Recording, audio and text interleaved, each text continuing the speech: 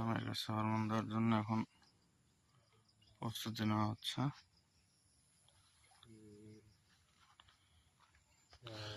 এটা হচ্ছে যে হরমোন আমকলি,